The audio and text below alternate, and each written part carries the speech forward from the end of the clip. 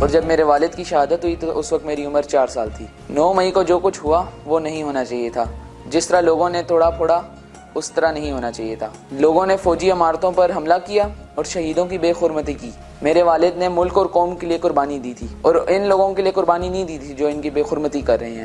جس طرح میرے والد اور دوسرے شہیدوں کا مذاق اڑایا گیا اس کو میں کبھی معاف نہیں کروں گا۔ 9 مئی کو لوگوں نے فوجی عمارتوں پر اس طرح حملہ کیا جیسے دشمنوں کی عمارتوں پر حملہ کیا جاتا ہے۔ ایسا ہرگز نہیں ہونا چاہیے تھا۔ میرے والد اس دھرتی کے محافظ تھے اور ان کی قربانیوں کا اس طرح مذاق اڑانا بالکل بھی جائز نہیں ہے۔ مجھے فخر ہے کہ میں ایک شہید کی بیٹی ہوں۔ جب میرے بابا کی شہادت ہوئی تھی تو میں 5 ایئرس کی تھی۔ میں اپنے بابا کو ہر وقت یاد کرتی ہوں، مجھے ان کی کمی محسوس ہوتی ہے۔ 9 مئی کو جو کچھ ہوا وہ نہیں ہونا چاہیے تھا۔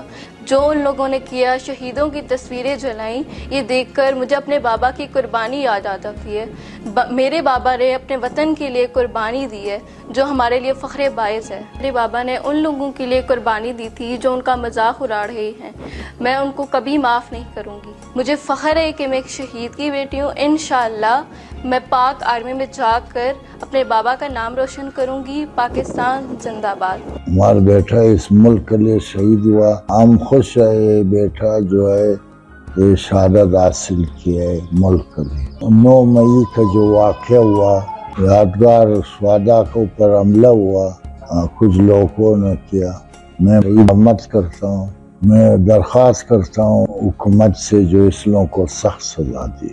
مجھے فخر ہے کہ میں ایک شہید کی بیٹی ہوں۔ جب میرے بابا کی شہادت ہوئی تو میں 9th ایئر کی تھی۔ مجھے میرے بابا کی بہت یاد آتی ہے، مجھے میرے بابا کی کمی بہت محسوس ہوتی ہے۔ 9 مئی کو جو کچھ ہوا وہ نہیں ہونا چاہیے تھا۔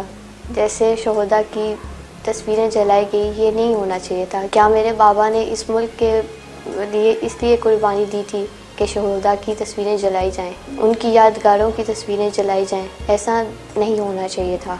انہوں نے شہداء کی یادگاروں پہ اس طرح حملے کیے جیسے کسی دشمن کی یادگاروں میں حملے کیے جائیں۔ مجھے فخر ہے کہ میں ایک شہید کی بیٹی ہوں۔ میں پاکستان آرمی جوائن کروں گی اور پاکستان کا نام روشن کروں گی۔ پاکستان زندہ باد۔